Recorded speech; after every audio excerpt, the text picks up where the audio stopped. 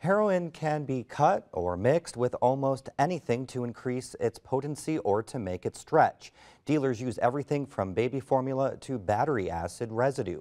As Simon Thompson reports in this second of a two-part series, this puts users at high risk of overdosing and dying.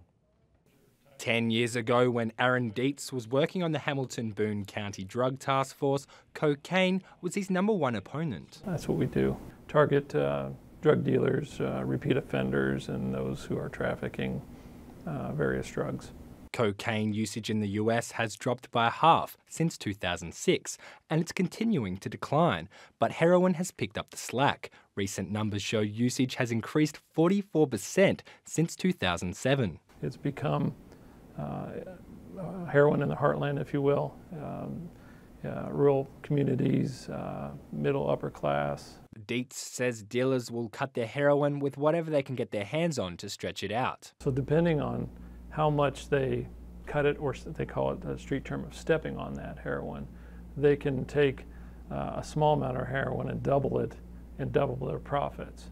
Heroin can be mixed with common household products such as sugar, powdered milk, or rat poison. While mixing heroin with those products weakens it, cutting it with prescription drugs can make it more potent. Prescription painkiller fentanyl can be as much as 100 times more powerful than the heroin it's mixed with. Jason Ritchie is one of the best harmonica players in the world, but he lost his career to addiction. You know, most of us that have been using a while choose to inject. Yeah. The danger in doing that is nobody tests dope first. They don't say, okay, well, let me do a little bit and see how strong it is. Never met anybody, ever, who does that. Ritchie says a lot of addicts think they can tell what they're getting based on the look and the smell of it.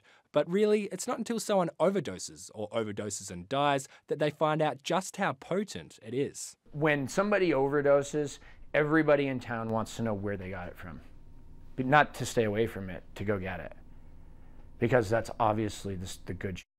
The #1 goal of the Hamilton and Boone County Drug Task Force is to shut dealers down. But Dietz acknowledges that the effectiveness of that strategy is limited. If you shut down one dealer, addicts will just find another one. When they switch and that source of heroin comes from someone else, that purity could be much, much higher. And the problem comes into is when they use that heroin in the same amount, the potential of death is there. In an attempt to reduce overdose deaths in 2009, the German government actually began providing addicts with regulated heroin at a consistent potency. The next year, heroin overdose deaths dropped 8%. Europeans are different. In America, I mean, they don't have supersized meals over there anyway. Americans think big. They always try to push things to the limit, and I don't think everything that may work there always culturally fits over here. Deterring first-time users is arguably more important with heroin than any other drug because it's so addictive. Treatment counsellor Mark Grazier says people can become addicted after shooting up just 3 times. Chosen a path, as at some point they did choose to experiment. They chose to use something recreationally. They chose to abuse a substance. But that choice quickly evaporates and it's no longer a choice for them. Health professionals say on average it takes an addict 8 attempts at treatment before they really recover and stay clean. This is Ritchie's second attempt. He says Indiana has actually been a good place for him to get his life back together. He's 6 months sober and working at the Recovery and Engagement Centre in Bloomington. He'll be able to leave the state in May, but says he'll likely stay a little while longer. There's certain little things I can do every day. I've accepted it as like sort of an insulin, like to a diabetic. And then I can say truthfully, if I do those things every day for the rest of my life, I will never get high. But I can't tell you I'll never get high. Simon Thompson joins us now for more. Simon, I was reading where the rise of the use of heroin is due to the fact that it doesn't cost much. Is that true even in Indiana, despite the fact that there really isn't many big urban trading areas? Certainly, you can buy a hit of heroin in Indiana for as little as $10. But the thing is that, it doesn't take long for an addict to build up that tolerance, and they need more and more heroin to get the same high. Jason Ritchie talked about how it wasn't long before he had a $200 a day habit. And then there's the additional problem where addicts who are using for a long time can't get high anymore, and they still need heroin just to feel normal, just to function, to stave off the withdrawal symptoms like, nausea, vomiting, stomach aches, and that's only 10 hours after your initial, your last use, before those kind of symptoms kick in.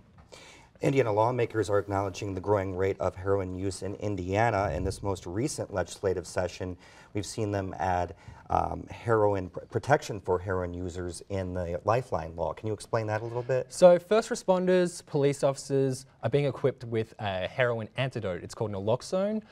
It's basically a nasal spray, or it can be injected. It's given to somebody who's overdosed, and immediately kind of reverses the effect of that overdose. But Indiana's kind of still a little bit behind other states on this. In about a third of states, they've made this available to everyday people. It's prescribed. So let's say if I had a child who was struggling with addiction, I could have that at my home. I could have that on hand. And in the case that my child overdosed, I could administer it and potentially save their lives. Very interesting. And if people missed part 1, it's on our website, WTIUnews.org, from last week. Thank you very much, Simon. Thank you.